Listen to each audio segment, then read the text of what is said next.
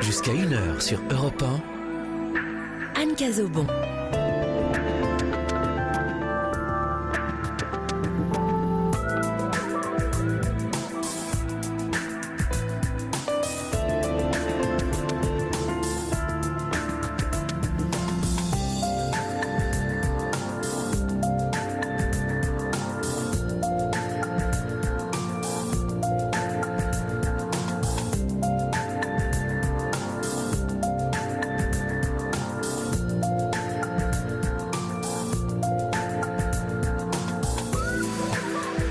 Bonsoir à tous, bienvenue dans la Libre Antenne, cet espace où la parole est libre jusqu'à 1h du matin, où la parole peut encourager, compatir, réconforter, faire grandir, responsabiliser et aiguiller. C'est vrai qu'on ne mesure pas assez l'impact qu'ont les mots. Et c'est dans ces moments-là que j'ai une pensée pour Nancy Edison. Vous savez, c'est la maman de Thomas Edison, le génial inventeur, entre autres, du phonographe, du téléphone, des rayons X, de la caméra ou encore de l'ampoule électrique. Oui, on lui doit beaucoup. Mais c'est certainement à sa mère que l'on doit le plus. Un jour, le jeune Thomas rentre de l'école avec une lettre écrite de la main de la maîtresse que seule sa mère doit lire. Elle s'exécute et lit à voix haute. « Votre fils est un génie, cette école est trop petite pour lui et nous n'avons pas assez de bons professeurs pour lui enseigner. Veuillez donc lui faire la classe vous-même. » Ce n'est que bien des années plus tard, une fois Nancy Edison partie, qu'un jour, Thomas Edison donc, en fouillant dans de vieux souvenirs, trouvera la lettre pliée dans une boîte et c'est à ce moment-là seulement que l'inventeur découvrira ce qui était écrit. Votre fils est un brouillon, il est déficient, nous le pensons retardé et n'autorisons pas son retour à l'école. À l'époque, Thomas possédait déjà un vrai petit laboratoire de chimie dans le sous-sol de la maison de ses parents. Et il y a fort à parier que ces phrases assassines auraient eu raison du génie de ce pionnier de l'électricité, du cinéma, de l'enregistrement sonore. On lui doit beaucoup de choses, nous, en radio. Et des 1000 brevets surtout qu'il a par la suite déposés. Edison pleura pendant des heures, puis saisit son journal et y ajouta ceci. Thomas Edison était un enfant brouillon et déficient qui, grâce à une mère héroïque, est devenu le génie du siècle. Sans nul doute, aujourd'hui, le monde serait beaucoup plus sombre sans les ampoules de ce petit garçon qui décida de faire mentir son professeur. Mais plus sombre aussi sans vos lumières, chacune, unique, qui ne brille comme aucune autre. Alors vous aussi, venez éclairer la libre antenne de vos partages, de vos expériences, de vos témoignages, de vos conseils. Ce soir, c'est au 39 21 que vous pouvez joindre Quentin et Paul. Vous pouvez également réagir par SMS au 7 39 21 en commençant tous vos messages par le mot nuit. Et puis il y a la page de l'émission sur europe1.fr sur laquelle vous pouvez nous envoyer un courriel. C'est Charles qui réalise cette émission d'une main de maître. La libre antenne et ses belles ondes, c'est jusqu'à 1h du matin. Europe 1. Anne Cazobon. Europe 1. Anne Cazobon. Bonsoir Annick. Bonsoir. Comment allez-vous ce soir ? Ça va, je vous remercie. Alors vous avez choisi de nous appeler, de composer le 39 21. Vous avez eu Quentin en ligne tout à l'heure. Quel était le sujet que vous vouliez aborder ce soir avec nous ? Eh bien, en fait, c'est que je n'arrivais pas jusqu'ici et toujours pas, en fait, à agir. J'étais bloquée, en fait, dans l'affectif et c'est ennuyeux parce qu'il y a d'autres enjeux derrière. C'est-à-dire que, pour être plus clair, actuellement, donc, il faudrait que je bouge, c'est-à-dire que je commence à envisager de déménager, de faire des cartons, etc., pour habiter dans une maison qui m'appartient. Et en fait, je suis inhibée par l'affectif et le problème, c'est que si je ne bouge pas dans ma vie, si je ne vais pas habiter cette maison, je prends le risque qu'à un moment donné... parce qu'il y a beaucoup d'enjeux en fait. Je ne sais pas si je dois tout dire dans les détails, mais pour que vous puissiez comprendre un minimum. Oui, juste pour nous expliquer, quelle est cette maison ? C'est une maison dont vous héritez peut-être ? Exactement. Mais je ne suis pas toute seule. Et le problème, c'est qu'on essaye de la sous-évaluer, enfin de sous-évaluer les biens, et on essaye donc de faire que cette maison soit écrasée, et alors que l'autre personne n'en veut pas de cette maison. Et si je ne bouge pas, si je n'arrive pas à couper le lien avec l'autre personne que j'ai beaucoup aimée dans le passé, que j'ai beaucoup protégée, beaucoup maternée, eh bien, je vais tout perdre. Et je n'arrive pas à débloquer ce qui est bloqué en moi pour agir, pour pas prendre le risque qu'elle soit... Quand vous dites l'autre personne, c'est quelqu'un, un membre de votre famille, un frère ou une Oui, sœur? oui, oui, oui. Je donne pas trop de détails, c'est parce que je suis l'antenne, mais c'est ça, c'est tout à fait ça, oui. Oui, c'est juste pour bien comprendre, Bien sûr, en tout bien cas. sûr. Et pour quelle raison donc aujourd'hui, vous habitez à un autre endroit, Oui. proche de cette maison-là? Dans quelle région êtes-vous? Oui, proche de cette région. Oui, je ne peux pas trop dire, mais oui, Vous tout n'êtes pas loin proche. de cette maison. Oui, tout proche, oui. Et donc, en gros, ce sera ou cette personne ou vous qui pourrez bénéficier de cette maison, en tout cas déménager et envisager d'habiter cette maison.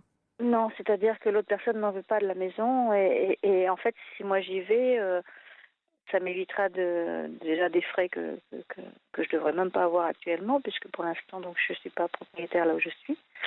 Et en plus, c'était la volonté des défunts que l'un des deux l'ait et que l'autre ait l'autre moitié du reste, quoi, en fait, division, enfin chacun sa part, quoi, en clair.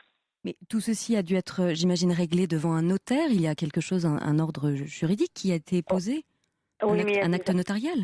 oui, mais il y a des enjeux, il y a des enjeux énormes et non, le notaire justement a plus intérêt à ce qu'il y ait plein de maisons à la place.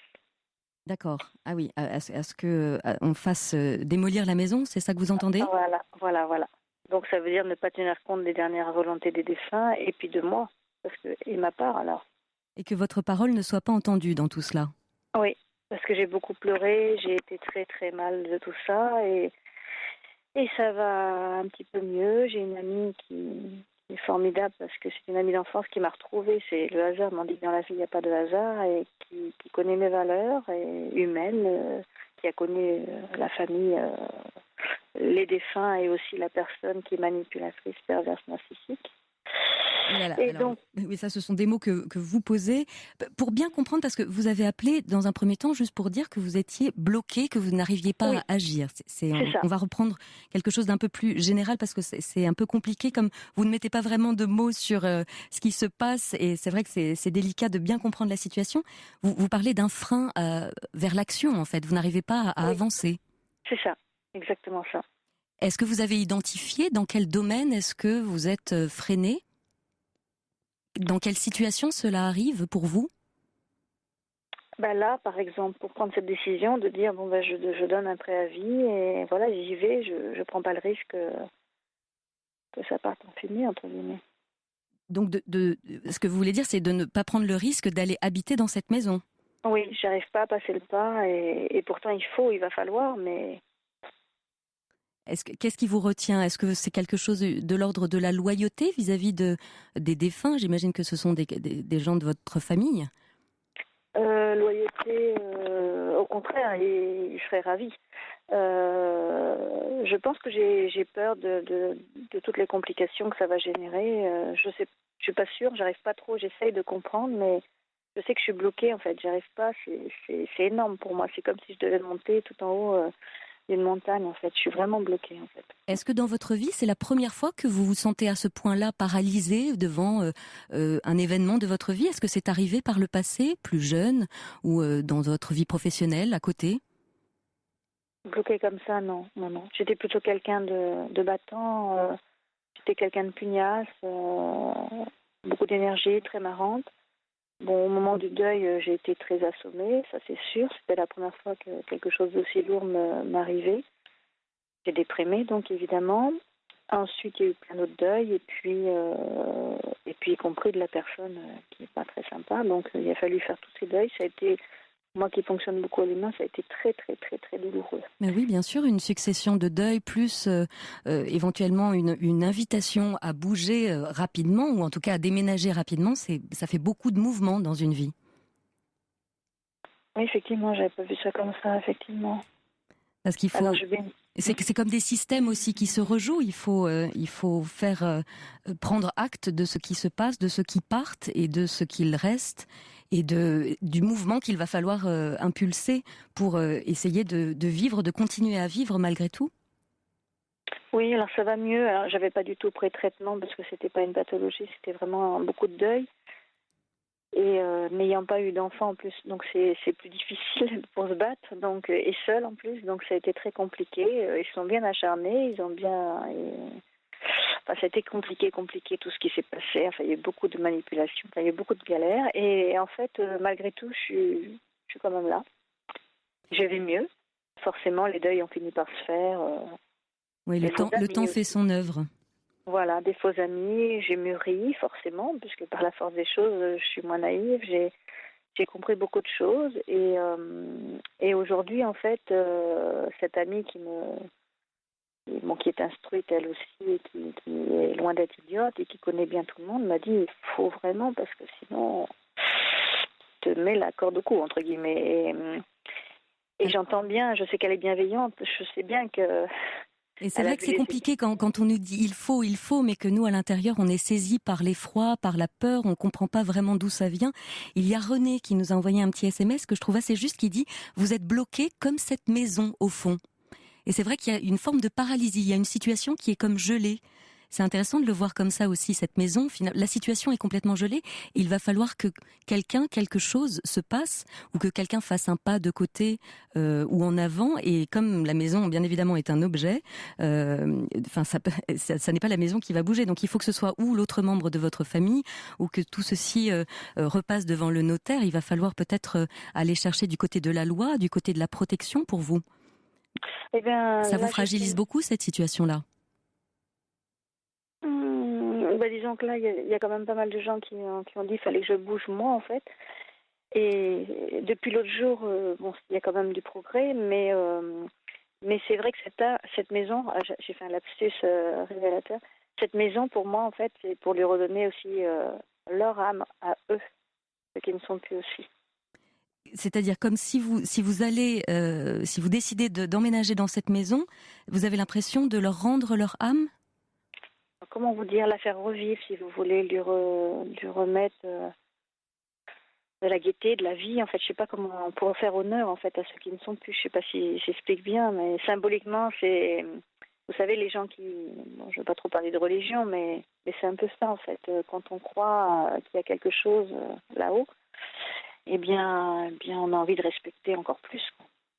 Et du coup, qu'est-ce qui vous freine alors, puisque finalement c'est quelque chose qui a l'air de vous faire plaisir, peut-être d'investir cette maison, de refaire la décoration, peut-être de planter de nouvelles fleurs dans le jardin, de la décorer. Oui, bah, c'est le fait de la perversité en face. Voilà, je vais déclencher. Voilà, c'est ça. Alors, il y a Lynn qui nous a envoyé un SMS qui nous dit vis-à-vis de la loi, la décision ne peut pas se prendre sans son accord après la déception, l'action. Oui, alors la fin du texto est mal. En tout cas, a priori, ça ne peut pas se faire après décision et après accord. D'accord. Mais justement, il faut qu'on trouve un accord justement par rapport à ça. C'est toute l'importance. Mais faut que je le fasse. Alors bon, ça va mieux parce que la bonne amie m'a pas mal entre guillemets un peu dopée, on va dire. Oui, vous avez par l'air ses mots. entourée, c'est bien. Bah c'est la chance. Je sais pas. Elle m'a retrouvée il y a pas longtemps, mais elle est formidable. C'est sûr que C'est une amie d'enfance que vous aviez eue pendant tout un temps dans votre jeunesse, et puis la vie a fait recroiser vos chemins. Oui, enfin, je l'avais eu même adulte, puis à un moment donné, on s'est perdu de vue, un portable, le numéro était dedans, et puis voilà, puis le temps, la vie fait que, et puis elle m'a retrouvée en fait. Ah, c'est magnifique de se Ah oui, c'est retrouver magnifique. et surtout de pouvoir s'épauler dans l'épreuve, ou en tout cas de vous aider à bouger, à faire un pas devant. Alors, il y a cette histoire de maison, et puis vous parliez également de la vie affective à côté. Ah oui. Ah oui, mais la vie affective, vous voulez dire par rapport à elle ou vous voulez dire par rapport... Non, pas, je parle de vous. Non, je parle de vous puisque c'est la première phrase que vous avez prononcée en nous appelant, en nous disant que vous vous sentiez un peu bloqué à plusieurs niveaux. Donc il y avait cette histoire de maison et de mouvement physique, puisque c'est vraiment faire le pas en avant, et puis et emménager, donc faire des cartons et vraiment choisir d'aller investir et redonner c'est une nouvelle aura, une nouvelle image à cette maison. Et puis vous parliez également de votre vie personnelle. Oui, l'affectif, en fait, c'est-à-dire lié à cette personne de la famille que j'ai beaucoup appréciée Et c'est beaucoup plus dur que si c'était un divorce. Un divorce, c'est quelqu'un soit qu'on a aimé, mais qui est étranger à la famille en fait. Là, c'est presque comme si symboliquement, entre guillemets, c'était comme se battre et éventuellement presque comme son miroir. Et c'est ça le plus terrible. Et puis je pense que je suis formatée à la base à ne pas faire, vous savez, il y a des phrases clés, ne fais pas, sinon il va y avoir des choses négatives, entre guillemets. Alors évidemment, ça freine énormément et j'ai du mal à enlever ce carcan, en fait. Où en est l'état de votre relation, visiblement, avec ce qui a l'air d'être votre frère ou votre sœur, ou en tout cas quelqu'un de très proche de votre famille, avec lequel ou laquelle les liens sont rompus, peut-être? Est-ce que vous échangez encore, ou par notaire ou avocat interposé, ou est-ce que vous vous parlez? Par avocat, en fait. Il y a plus Mais aucun contact direct? non, la perversité, on peut rien faire. Je souffre, c'est pas la peine. C'est comme une sangsue. C'est terrible, c'est terrible, c'est terrible. Donc j'ai compris, j'ai trop souffert et j'ai pas envie de ressouffrir en fait. Moi j'aurais aimé, j'ai rêvé de ça, j'ai rêvé. C'était la chose la plus importante, la réconciliation, mais c'est pas possible parce que on peut pas changer quelqu'un qui a cette problématique en fait. Et voilà, c'est dans lui donc. Et qu'est-ce que cette personne reproche ou vous reproche? Est-ce que ça tourne toujours autour de la maison, ou est-ce que c'est ailleurs dans l'enfance que ça remonte? Non, on était très proches. C'est l'argent, c'est l'appât de l'argent uniquement. Au moment du décès des adultes et des parents. Et c'est ça qui est remonté. Ouais. Ce que je trouve quand même plutôt positif pour vous, c'est que vous parlez d'avocat, vous parlez de notaire, il y a quand même un cadre autour de ça. Vous n'êtes pas non plus Oui. en frontal, au milieu de beaucoup d'affect et beaucoup de jalousie, en tout cas qui sont réveillés par ces histoires d'héritage. L'affect m'a beaucoup fait mal, mais j'essaye petit à petit avec le temps de m'en éloigner en fait, pour me protéger en fait. Et justement, au niveau, parce que, alors, en effet, vous avez trouvé des encadrements juridiques avec vraiment quelque chose de très carré, de l'ordre de la loi. Et peut-être pour vous aider à faire ce pas de manière plus sereine, quelle que soit la décision et quelle que soit, j'ai envie de dire, l'issue, que ce soit un emménagement ou finalement que ça n'arrive pas et que vous choisissiez d'aller habiter ailleurs, est-ce que pour vous, il serait envisageable peut-être d'aller vous occuper de vous, vraiment pour passer ce chemin, ce passage un peu là que vous êtes en train de traverser, pour vous occuper de vous et pour préparer cette vie d'après, pour essayer de mettre tout ceci de côté et puis derrière vous? C'est impossible. Plutôt mourir. Ah non, c'est impossible. Donc impossible. Vous voulez je vais pas trahir je peux pas les trahir, je vais pas aller danser sur leur tombe ou cracher sur leur tombe. Non, je trahirai pas leur dernière volonté, c'est pas possible. Donc là, il faut vraiment, en effet, peut-être vraiment renforcer tout l'aspect juridique et notarial de ce côté-là et vraiment insister au maximum. Mais je parlais peut-être plus d'un accompagnement de votre côté, justement pour avoir un endroit où souffler qui ne soit pas du cadre amical, qui ne puisse pas entacher votre belle amitié, cette belle amie qui revient avec... Oh non, ça n'entache pas. Hein. Oui, c'était pour vous dans l'idée de peut-être trouver un endroit pour essayer de comprendre qu'est-ce qui vous freine à l'intérieur, qu'est-ce qui empêche ce pas-là au-delà de ce que cette personne de votre famille vous renvoie, de voir à quel niveau vous pouvez franchir ce pas pour aller vers cette maison et aller vers un homme, aller vers la vie, aller vers du nouveau dans votre vie, qui viendrait avec cette maison, avec une nouvelle décoration, avec une deuxième vie dans cette maison. Ah mais en fait là-bas c'est la vie. Là-bas pour moi c'est la vie, c'est être à un certain endroit au soleil, comment dire, avoir des activités manuelles, etc. Enfin voilà, c'est la vie, c'est eux, c'est la continuité, c'est le respect d'eux, c'est le respect de leur volonté, c'est leur faire honneur, c'est faire des belles choses là-bas qui soient comme on dit, les gens qui sont dans la religion, ils croient qu'il y a quelque chose là-haut, donc leur faire honneur en fait, qu'ils soient fiers, si toutefois donc il y a une vie là-haut, en tout cas dans une certaine religion c'est ce qu'on pense, donc de faire de leur faire honneur quoi, en fait, de les respecter, de leur faire honneur et et, et de faire plein de belles choses en leur mémoire, en fait. Dans cette maison. Continuer. Dans cette maison. Oui, continuer, voilà, tout à fait. Est-ce que faire revivre. ce qui vous chagrine, c'est que potentiellement, si c'est cette autre personne, cet autre membre de votre famille, donc un frère ou une sœur, on l'a bien compris, qui obtient la maison, est-ce que vous avez l'impression que ce ne sera pas du tout respecté, que ce sera bafoué? Non, mais elle n'en veut pas de la maison. Elle n'en veut pas de la maison. Donc, il va falloir que vous l'ayez. Vous allez la voir. Et oui, mais si tout le monde essaye entre guillemets, de la faire écraser pour faire... Pour pouvoir séparer les parts, oui, c'est compliqué. Il y a René... non, on peut séparer les parts sans l'écraser. Hein. D'accord. Il y a René juste qui vous a envoyé un SMS qui dit: on entend qu'il y a un enjeu fort. C'est peut-être cela qui vous bloque, avoir à vous positionner pour la première fois face à votre famille. Ah, c'est intelligent. Bah oui, parce que normalement, c'est vrai que j'ai jamais pris ma place, en fait. Ouais, tout à fait. Parce que c'est ce que j'allais vous poser. Vous dites que cette maison, c'est vraiment la vie. Mais cette maison, vous n'y habitez pas, vous n'y avez pas habité pendant un certain temps. Donc vous, à quel endroit vous vous situez là-dedans? Vous étiez à côté de la vie ou un peu en dehors de cet endroit extrêmement sacré pour vous? C'est vraiment le mot, en plus, vous avez tout compris. C'est vraiment le mot. Il y a comme quelque chose qui est un peu à côté, vous voyez? Oui, c'est bien dit, oui, c'est tout à fait vrai. Oui. Un peu à côté de votre vie aussi, puisque vous exprimez aussi qu'il y a comme un frein, même à construire quelque chose sur le plan personnel pour vous, dans votre vie, trouver un compagnon. Oui, tant que tout ça n'est pas... soldé, n'est pas réglé, n'est pas résolu.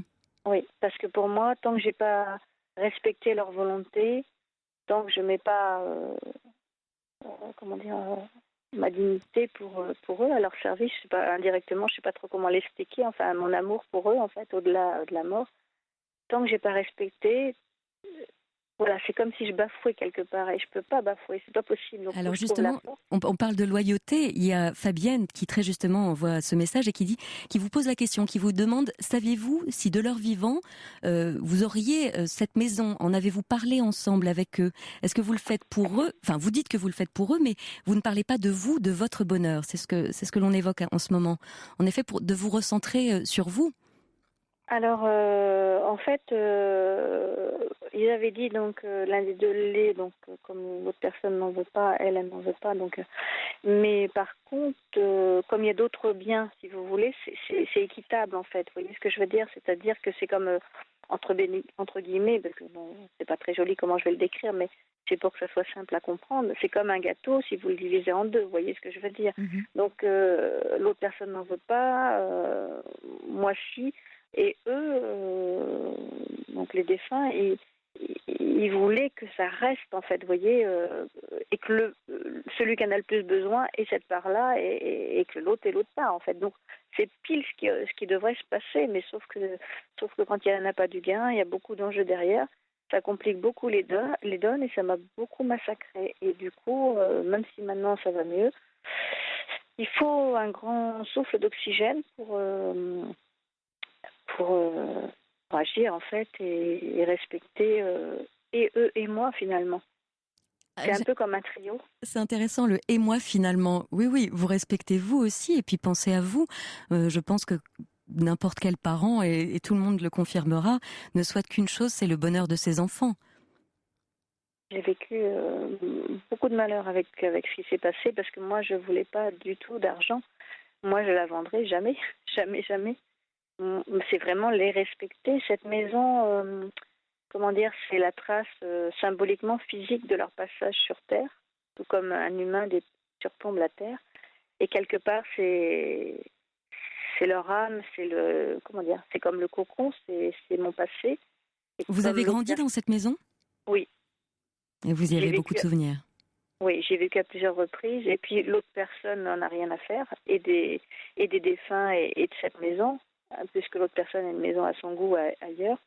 Donc, et moi c'est le contraire, je me moque complètement qu'elle soit peut-être pas le design pile comme ça se fait actuellement.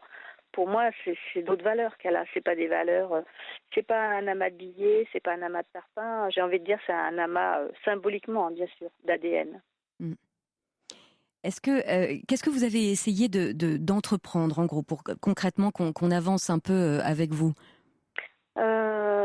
j'ai essayé quand même de voir des personnes au niveau de justement juridique, etc., pour essayer quand même de défendre ce qui se passe. Bon, par moment, il y a eu des interférences, donc ça m'ennuyait passablement. J'ai bien compris les enjeux qu'il y avait lourds derrière, mais cette amie là qui a regardé le dossier, elle m'a dit il y a de bons éléments. Elle m'a dit il faut juste que tu trouves la force et il n'y a pas de raison. Il y a des éléments indéniables en fait dans le dossier. Quand elle dit il faut que vous trouviez la force, ça veut dire que c'est vous qui avez le pouvoir en main, entre guillemets, c'est vous qui avez la décision entre les mains.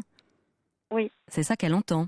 Oui, c'est ce qui m'a fait redonner goût à la vie, en fait. Ça m'a redonné comme vous savez, comme une sorte de vitamine, ou je sais pas comment vous dire, comme une piqûre, vous savez, comment on appelle ça, avec une perfusion, vous savez, comme une perfusion de vitamines, en fait. Qu'elle vous dise ça, qu'elle vous dise que c'est vous qui aviez les clés en main, les clés de la maison, si j'ose dire. Oui, c'est un peu ça. J'ai même l'émotion, vous voyez, quand vous me l'avez dit, donc c'est bien ça me touche. C'est parce qu'en fait, pour moi, c'est comme je vous dis, eux et moi, c'est le trio, quoi. En fait, ils m'ont inculqué des valeurs, j'ai ces valeurs-là, et moi, elles restent ces valeurs. Et ces valeurs, elles sont capitales, en fait. Moi, je suis comme un château de cartes, en fait. Si quelqu'un veut essayer de les détruire, ces valeurs, et pas à eux, et par rapport à moi, parce que je suis formatée comme ça, c'est comme si on enlève une carte, en fait. Moi, je tombe. Alors ma vie n'aura plus d'importance, ça c'est certain, parce que je pourrai jamais rebondir dans mon futur. C'est foutu. Alors il y a Yvan qui nous apporte un autre éclairage via un SMS envoyé au 7 39 21 avec nuit en début de message. Il nous dit: on peut honorer la mémoire d'un être dans tous les endroits, choisir un lieu nouveau pour adoucir les douleurs du passé. Non, je pourrais pas. Bon, c'est cette maison ou rien, j'ai bien compris que vous y êtes en tout cas très attachée. Mais alors, à ce moment-là, il faut vraiment vous écouter, Annick. Il faut passer la deuxième, si j'ose dire. Oui, je l'entends, oui. Vous êtes soutenu, vous avez un notaire qui est avec vous, vous avez des avocats. Au fond de vous, vous sentez, vous êtes à fleur de peau autour de cette maison, mais c'est vraiment ça, pour vous, pour l'instant, en tout cas, qui est juste. D'autres positions et d'autres situations ne seraient pas envisageables. Elles vous rendent d'ailleurs, vous rendez malade, donc ça ne sert à rien. Mais en revanche, il faut peut-être y aller, parce que c'est cet inconfort, en fait, c'est cette zone d'inconfort dans laquelle vous vous trouvez aujourd'hui qui vous fait nous appeler. Oui, c'est ça, c'est exactement ça, oui. Bah oui, parce que... Cette espèce de marécage, un peu de paralysie de la situation, vous n'arrivez pas à avancer, vous savez que c'est la chose à faire et en même temps, en face, vous sentez beaucoup d'ondes négatives. Mais si vraiment dans votre fort intérieur, c'est ça que vous entendez, c'est ça que vous sentez, il faut y aller. Vous êtes soutenu par cette bonne amie, vous avez des avocats, vous avez un notaire, allez-y et puis voyez. Moi, en fait, cette maison, pour tout vous dire, j'aimerais après... la faire revivre et à tel point que j'aimerais même que des gens y viennent, en fait. Par exemple, vous savez... faire maison d'hôte un peu, accueillir. Et c'est un peu ça, c'est-à-dire une bonne odeur de cuisine pour les gens. Les chambres avec vous savez, des petits sachets de lavande, des petites choses un peu presque à l'anglaise. Je suis pas du tout anglaise, mais vraiment quelque chose de coquet, de confortable pour que les gens vraiment ils soient bien, que cette chaleur, vraiment que leur âme en fait elle soit là en fait. J'ai vraiment, j'ai presque l'émotion, excusez-moi. J'ai vraiment envie de leur faire honneur, en fait. Mais voyez comme c'est beau, vous avez envie de transformer cette maison dans laquelle vous avez eu de beaux souvenirs d'enfance, de joie familiale, et vous avez envie de faire perdurer tout cela, de poursuivre en y mettant votre ADN, votre petite touche personnelle. Vous parlez de cette cuisine, de ces sachets de lavande, de quelque chose que vous allez pouvoir apporter pour redonner une deuxième jeunesse, si j'ose dire, à cette maison. C'est magnifique. Restez connecté à ce projet-là, professionnel pour vous, en tout cas ce projet à moyen terme. Une fois que la maison sera entre vos mains, que vous pourrez la retaper, la redécorer à votre goût, avec toujours en honorant la mémoire, puisque c'est très présent et très fort chez vous, et ne perdez pas cela, si c'est important pour vous, si c'est là que vous êtes au plus juste. Oui, c'est vraiment au plus juste, en fait. Vous nous enverrez des nouvelles pour nous dire que vous avez ouvert votre maison d'hôte. Vous nous direz où c'est? Ah oui, vous avez raison. Vous êtes génial. On vous embrasse, Annick. On vous souhaite une belle soirée. Bon courage dans toutes ces démarches. Et puis, on a confiance en votre démarche. Merci beaucoup. Plein de grosses bises à tous et à vous notamment. Merci beaucoup, c'est très gentil. Merci infiniment, vraiment. Europe 1, Anne Cazobon.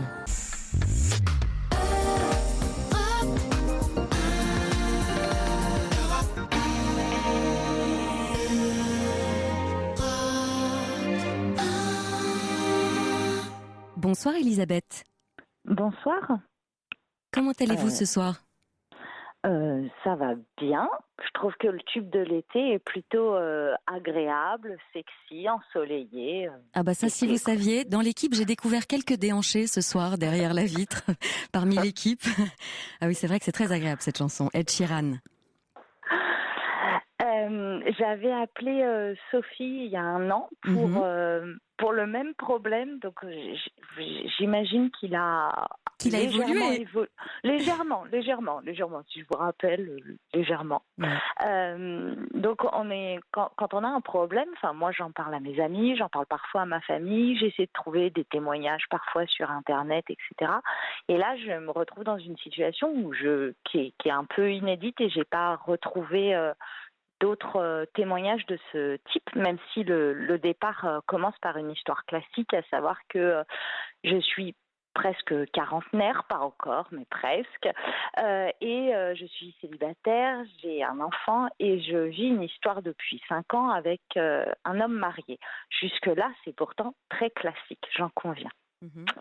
La différence, c'est que pendant les 3 premières années de notre relation, nous ne nous voyions qu'une fois par an pendant 2 jours. Voilà. Donc la rencontre s'est faite dans le milieu professionnel et on se voyait tous les ans lors d'un événement professionnel qui a lieu annuellement. Les premières fois, moi je sortais d'une rupture, je me suis dit que voilà, j'avais jamais fait l'amour avec une personne mariée. Voilà, ça m'était jamais arrivé. Et puis, malgré tout, au fil de ces trois premières années, on échangeait quand même par téléphone et par SMS, mais assez sporadiquement. Et les choses se sont un peu accélérées ces 2 dernières années, notamment ces 6 derniers mois, où il a pris la décision, sans m'en parler avant, de s'investir plus au sein de l'endroit où on travaille, on va dire. Et donc, je suis amenée à le voir maintenant tous les 2 ou 3 mois. Ouh. On est passé donc d'une fois tous les ans à une fois tous les 3 mois. Nos relations par téléphone et par SMS se sont beaucoup accélérées. Moi, je suis très attachée à lui. Je pense qu'il est assez attaché à moi. Le problème, c'est que il assume pas du tout cette relation. Alors, évidemment qu'il l'assume pas par rapport à sa situation, mais on est amené à se voir que dans le cadre professionnel, tout simplement parce que sinon, il est incapable de faire une démarche proactive sans on va dire, l'excuse professionnelle, sans ordre du jour de réunion, si vous voulez. Parce que je pense que sinon, ça signifierait pour lui une forme d'engagement. Et donc, on en a parlé, on vit à une centaine de kilomètres l'un de l'autre, donc pas très très loin. Et la dernière fois, il est passé dans ma ville et on ne s'est pas vu. Et j'ai pas du tout été étonnée qu'on ne se voit pas parce que je me suis dit que pour lui, ça représenterait sûrement une forme d'engagement, même si je trouve ça hallucinant. Enfin, oui, je trouve ça hallucinant qu'on ne se voit pas. Et donc, il m'a appelé alors qu'il sortait de la ville à ce moment-là pour savoir comment j'allais, etc. Donc, j'étais assez en colère. Et lui, au bout de 2 heures de conversation, a fini par me dire qu'il avait peur. Alors j'ai dit, mais tu as peur de quoi? Enfin, il n'était pas question pour le moment. Moi, je te demande pas grand-chose. J'aimerais juste qu'on arrête d'avoir une relation virtuelle, en fait, qu'elle s'ancre un peu plus dans le réel. Il n'est pas du tout question qu'il quitte sa femme, etc. De toute façon, je pourrais pas l'assumer alors qu'il est. Donc, moi, j'en ai pas envie de ça. Et il m'a dit, j'ai peur parce que si on se voit plus, je risque d'être encore plus attachée. Oh là là, moi j'ai besoin d'un cadre, je ne peux pas sortir de ce cadre, donc je me fixe des limites, etc. Et paradoxalement, depuis qu'on se voit un peu plus, donc une fois tous les 3 mois, il est survenu des problèmes, c'est un peu gênant d'en parler, mais enfin des problèmes d'érection assez importants en Ouais. plus. Donc, Donc vous voyez voilà. pas beaucoup et en plus de ça, Et à voilà. chaque fois que vous vous voyez, il y a des problèmes, il y a des pannes. Alors, cela dit, il y a plein d'autres façons déjà de prendre du plaisir. Donc ça, moi, ça me remet pas en cause. C'est-à-dire que peut-être que je devrais, mais je me dis pas, je suis moche, je suis nulle, etc. C'est déjà pas mal. C'est-à-dire que je pense pas que ce problème d'érection soit lié à ce que je dégage. Non, c'est jamais lié à ça. Non, mais c'est parfois le réflexe qu'on peut avoir. Bien sûr. Voilà, donc moi je l'ai pas, je me dis que c'est déjà pas mal, ça atteint pas mon ego en tout cas. Et j'ai quand même beaucoup de plaisir parce on fait d'autres choses, puis on parle, on échange, etc. Évidemment, je ne lui en ai pas parlé et je fais comme si je ne le voyais pas, et je pense qu'il fait comme si il voit pas que je le vois pas. Enfin, je pense qu'il a perçu que moi aussi j'avais vu qu'il avait un problème d'érection. Et en fait, si vous voulez, cette relation, elle n'est pas épanouissante parce qu'elle n'est pas. Alors vous allez me dire, sortez-en de cette relation. Non, moi j'ai envie de vous dire pourquoi est-ce que vous êtes dans cette relation? Je suis dans cette relation parce que je pense que, étant donné que j'ai subi une rupture sentimentale extrêmement violente, elle doit m'arranger d'une certaine façon. Mais vu que j'ai pas mal travaillé, réfléchi, etc., je pense que je me sentirais à nouveau prête à me mettre en danger affectivement. Et j'ai remarqué que justement ces derniers mois, je lui demande des choses que je lui demandais pas avant. Et jusqu'ici, elle me convenait à peu près parce qu'elle était sans danger. Elle était sans danger, elle était agréable, elle était de temps en temps. Et là, je pense que j'en attends plus parce que moi-même, j'ai moins peur. Alors évidemment, j'ai pas misé sur le bon cheval. Hein. Bon, ça, c'est sûr. Mais j'ai envie de dire, peut-être que c'était le bon cheval pour un temps, pour ce temps de reconstruction après cette rupture sentimentale très violente que vous évoquez. Et peut-être qu'aujourd'hui, vous êtes un peu plus prête. J'ai même envie de dire, même en prenant note de ce que vous racontiez, vous dites que vous êtes vus une fois par an pendant 3 ans. Et puis finalement, au fur et à mesure, tous les 2 ou 3 mois, donc ça se rapproche. J'ai envie de dire qu'il y a quelque chose, en tout cas chez vous, qui laisse tomber un peu l'armure. Vous voyez, le mur et la carapace qui est peut-être de plus en plus prête à renouer et avoir envie d'une autre relation, mais ce sera visiblement peut-être pas avec cet homme-là. Ah oui, non, mais c'est assez évident que ce sera pas avec cet homme-là. À part que j'ai beaucoup de mal à renoncer. Je trouve que c'est dur de renoncer, d'abord. Donc, je trouve pas Renoncer, ça facile. le terme est fort. Ah bah ouais, mais il est réel pourtant, parce que je trouve que en plus on est diamétralement opposés. C'est-à-dire que moi j'ai peur de ne pas vivre les choses. Donc j'ai fait, par exemple, ma fille, je l'ai faite au bout de 3 semaines. On est resté presque 10 ans avec le papa, mais vous voyez, j'ai déménagé pour un homme au bout de 2 mois. C'est-à-dire que je préfère me planter. Et parfois, d'ailleurs, ça se plante pas. Enfin, quand on reste 10 ans avec quelqu'un, c'est pas se planter, je trouve pas. Non, ça fait un beau bout de chemin. Voilà, mais j'ai peur de ne pas vivre les choses et je pense que lui, il a peur de les vivre parce que j'imagine que ça doit pas être simple. Moi, j'ai jamais trompé mes conjoints, mais je pense que c'est pas si simple que ça d'être infidèle. Je pense qu'on n'a pas, c'est pas toujours l'image d'avoir le beurre, l'argent du beurre, le cul de la crémière, mais même si c'est pas simple, on peut avoir envie de vivre quand même cette relation, même si elle est de son côté. Je vais vous lire juste les 2 SMS qui viennent d'arriver. Il y a René qui vous demande qu'est-ce que vous espérez de cet homme, et il y a Yvan, beaucoup plus cavalier si j'ose dire, qui dit prenez un autre cheval. Je déteste l'équitation. Bon. Oui, bien sûr que c'est. Enfin, je pense que quand on se appelle, de toute façon, on a toujours la réponse en nous. Et évidemment que c'est. Et c'est beau de le reconnaître. Bravo. C'est déjà un pas. Bien sûr.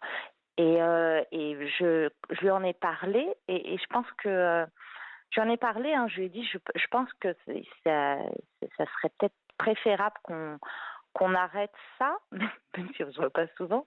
Et il me dit, même pour moi, ça serait plus facile. Il me dit, regardez, même lui a l'air d'accord avec tout cela. qu'on n'en a pas envie, parce que je pense que lui, le rôle d'une maîtresse, hein, c'est quand même une cour de récréation, hein, c'est quand même ça, c'est permettre de s'échapper du quotidien, à part que lui, c'est surtout dans le fantasme, en fin de compte, que plus dans la réalité. Et moi aussi, enfin, moi, j'ai personne dans ma vie, voilà. Oui, c'est un compagnon à distance, vous envoyez des messages, vous voyez quand même pas beaucoup, et puis si vous me dites que ces derniers temps, c'est même il y a comme un frein physique en lui, il y a quelque chose qui bloque, mais peut-être que c'est quelque chose où il sent déjà que vous êtes prête pour autre chose et qu'il peut pas vous offrir cela, et que finalement c'est un terme à cette parenthèse qui vous aura peut-être permis de vous remettre en selle, pour ne pas employer notre terme d'équitation. Il y a Monica qui nous demande: qu'attendez-vous de cet homme qui ne fait que jouer avec vous à l'intérieur de ses propres cadres? C'est toujours dans le cadre professionnel. C'est jamais vous qui proposez quelque chose. C'est jamais sur votre territoire. C'est jamais selon vos attentes, selon vos aspirations. Alors, moi, je demande pas grand-chose. C'est-à-dire que moi, j'ai un peu le côté maîtresse idéale, étant donné que je ne veux pas qu'il quitte sa femme, je ne veux pas qu'il dorme chez moi, je ne veux pas qu'il vienne passer un week-end chez moi. Est-ce que c'est un rôle que vous avez encore envie de jouer? Est-ce que le rôle de compagne idéale ou de partenaire idéal, il serait pas plus glorieux, plus comment dire, plus satisfaisant pour vous, pour la belle jeune femme de presque 40 ans que vous êtes? Bien sûr que si, mais il peut jamais être décevant vu qu'il n'est jamais là. Vous voyez, il a cet avantage-là, déjà. Ce qui n'est pas négligeable quand on... Voilà. C'est terrible à dire, mais il n'est pas décevant. Il n'est pas décevant, il est sans danger. Et quand... bien sûr que la question que je me pose, c'est qu'est-ce que je trouve dans cette relation? Alors, vu que j'ai rien d'autre, c'est horrible, hein, vu que j'ai rien d'autre. Non, mais vu que je vis pas d'autre chose à côté... il permet, j'imagine, d'alimenter moi aussi une forme de machine à fantasmes de quelqu'un, parce qu'il est que fantasmé, et moi aussi, vu que rien n'est ancré dans le quotidien. Rien n'est très concret, et puis surtout, il occupe cette place-là. Il occupe la place du on attend le message, le SMS, on attend le coup de fil. Il occupe toute cette place-là qui pourrait être dédiée à quelqu'un d'autre, peut-être dans un premier temps à quelque chose de vide, d'un peu aéré, de léger, de vous refaire un peu de place pour du neuf. Mais pour l'instant, la place est occupée. Et les hommes que vous devez rencontrer dans votre vie à côté doivent sentir que cette place est occupée. Ah ben, j'en rencontre pas. Donc c'est simple. J'en rencontre pas du tout. Ce qui m'étonne moi-même, hein, je vous le cache pas. Mais... Oui, donc il y a une forme de blocage, il y a un frein en tout cas, il y a quelque chose de l'ordre du territoire gardé, où vous voyez quelque chose comme si vous n'étiez pas disponible. Oui, je pense. Et puis j'ai du mal à renoncer, ça m'énerve. Ça m'énerve. Ça m'énerve que... Ce mot renoncer, vraiment, il est intéressant pour vous, à vous demander peut-être pourquoi il y a tellement cette histoire de trophée, de gagne derrière. Vous voyez, renoncer. On peut le transformer en remercier, peut-être. Je sens pas, parce qu'en plus c'est pas dans ma nature, une forme de... Mais pourtant on me l'a déjà dit, donc j'imagine que ça doit être vrai et que j'en ai pas conscience. Vous voyez, de trophée. Mais pourtant on me l'a déjà dit. On m'a déjà dit, on dirait une petite fille qui passe devant un magasin, qui voit une jolie paire de chaussures, et vu qu'elle a l'habitude d'avoir de belles chaussures, il lui faut absolument celle-là, et elle tape du pied pour l'avoir. Je me reconnais pas du tout là-dedans, mais on me l'a quand même déjà dit. Donc j'imagine qu'il y a une part de ça. Mais moi-même, je comprends pas, si vous voulez, pourquoi je m'accroche tant à cette histoire. Et notez bien que je dis cette histoire et je dis pas lui, ce qui est en plus différent. Et c'est à cette histoire que vous vous accrochez? Oui. C'est le fait de vous dire que vous êtes en couple, en relation? Non, je pense que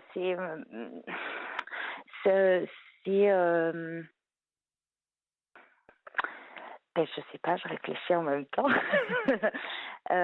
Non, c'est pas le fait, parce que j'ai pas de problème à assumer. En plus, c'est pas une relation. Moi, je me dis toujours que je suis célibataire, que je suis pas dans une relation.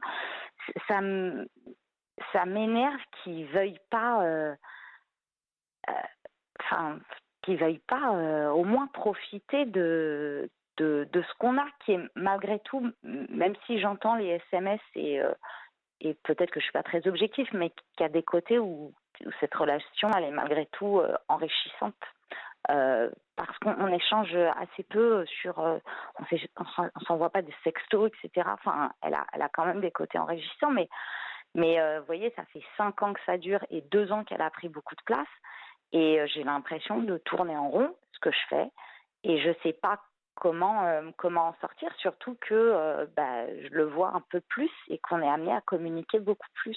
Ce qui serait intéressant, ce serait d'aller regarder ce qui s'est passé pour vous lors de cette grande rupture dans laquelle vous avez peut-être un peu fermé votre cœur à la rencontre, au nouveau, et où aujourd'hui, il y a Fabienne qui nous dit, bien sûr que vous avez la réponse, cet homme marié ne divorcera pas, mais vous voyez-vous seul à bientôt 40 ans, vous imaginez-vous juste une maîtresse à vie? C'est ça, c'est vraiment sur l'image de vous-même, sur le regard que vous portez sur vous, qui est un peu dépréciatif et où vous malmenez aussi dans cette relation et vous méritez tellement mieux. C'est ce que disent vraiment les auditeurs et ils vous soutiennent dans le fait d'aller voir ailleurs, dans le fait de remercier et de prendre un peu l'air et ensuite de laisser venir le neuf et le nouveau dans votre vie. C'est en tout cas tout ce que l'on vous souhaite, Elisabeth. Mais je vous remercie en tout cas et merci aux auditeurs. Merci vraiment. Merci à tous vos messages parvenus ce soir au 7 39 21. Jusqu'à 1h sur Europe 1. Anne Cazobon.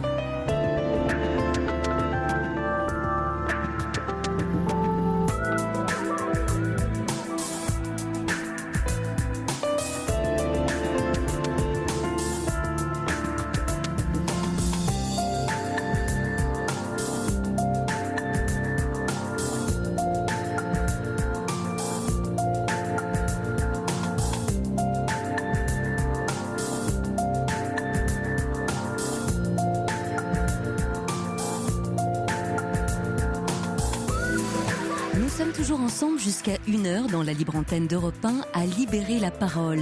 Et on n'imagine pas quel portée pourrait avoir notre intervention, justement. Je ne sais pas si vous avez vu le message qu'a posté il y a quelques jours J.K. Rowling sur Internet. Vous savez, c'est l'auteur de Harry Potter. 450 millions d'exemplaires, traduits en 67 langues. Est-il besoin de le rappeler? Eh bien justement, elle racontait que lors de l'écriture du premier tome d'Harry Potter, alors qu'elle était seule à élever sa petite fille, que déjà une dizaine de maisons d'édition avaient refusé son livre, qu'elle écrivait dans des cafés, qu'elle perdait confiance, elle aurait adoré que quelqu'un rentre dans le café justement à ce moment-là et lui dise « Même si votre travail ne rencontre pas le succès, ça n'est pas parce qu'il est mauvais. Vous pouvez être fier d'avoir terminé quelque chose que vous avez commencé. Vous ne serez plus quelqu'un qui pense, quelqu'un qui peut, quelqu'un qui essaye, mais juste quelqu'un qui fait. Et une fois terminé, vous saurez que vous pouvez le faire à nouveau. » Elle a posté ce petit message donc en transmettant que ce genre de parole pouvait vraiment changer la donne auprès de quelqu'un et qu'elle aurait vraiment rêvé de recevoir ces quelques mots dans de profonds moments de doute. Alors je les partage avec vous ce soir. On ne sait jamais quelle petite flamme vacillante cela pourrait raviver chez l'un d'entre vous. Vous pouvez toujours nous joindre au standard de la libre antenne. Quentin ou Paul vous répondent au 39 21. Également, vous pouvez nous envoyer un mail sur le europe1.fr depuis la page de l'émission et puis vous pouvez réagir, apporter un conseil, partager avec nous votre expérience en nous envoyant un SMS au 7 39 21 en commençant votre message par le mot nuit. Une chose est certaine, en tout cas, on a l'humanité en partage et on est ensemble jusqu'à 1h du matin sur Europe 1. Europe 1. Anne Cazobon. Bonsoir Claire. Oui, bonsoir Anne. Je voulais d'abord remercier Quentin et puis vous d'avoir accepté mon appel. Oui, vous avez raison, il fait un travail formidable avec Paul ce soir, en vous accueillant au standard de la libre antenne. Ça me fait vraiment plaisir parce que moi ce soir, j'ai juste envie de dire que je vais pas très bien. Voilà, puis je le dis pas souvent, donc voilà, du coup je me sens triste. En ce moment, vous vous sentez triste? J'ai un sentiment, une grande tristesse. C'est ce soir particulièrement ou ça fait Non, ça fait longtemps, mais qu'est-ce que vous appelez longtemps? Ça fait une dizaine d'années que je suis seule et ça fait une dizaine d'années que je me persuade que je n'ai pas le droit au bonheur, que je sais plus. Vous dites que je me persuade que je n'ai pas le droit au bonheur. Enfin, oui, j'aurais peut-être, oui, que je me persuade ou que je suis persuadée, je ne sais plus trop. J'ai du mal à communiquer avec les gens en général. J'ai aucune confiance en moi. Enfin, ce Je le soir, vous sens. nous appelez sur la libre antenne d'Europe 1. Je trouve que déjà, c'est un beau pas de franchi. Et peut-être justement parce que je me sens tellement. J'ai. Comment dire? En fait, je vous ai appelé parce que ce soir, j'ai eu peur, en fait. Enfin, je sais pas comment dire, c'est un peu compliqué. Je, Quelle est cette peur? À quoi est-ce que vous l'attribuez? Ou à qui? non, je me sens abandonnée, je me sens seule, je me sens pas aimée, je me sens inutile. C'est un mélange de plein de sentiments. D'avoir échoué, d'avoir complètement raté ma vie. Vous voyez, d'être rien. Est-ce que vous travaillez, Claire? Est-ce que vous avez une Oui, situation oui, oui, je professionnelle? travaille à mi-temps comme auxiliaire de vie et cette semaine, j'ai été en, en arrêt maladie à cause de problèmes de dos. Et Vous en avez plein le dos. je Claire? sais pas, Oui. moi, je crois que j'aime la vie, mais je n'arrive pas à.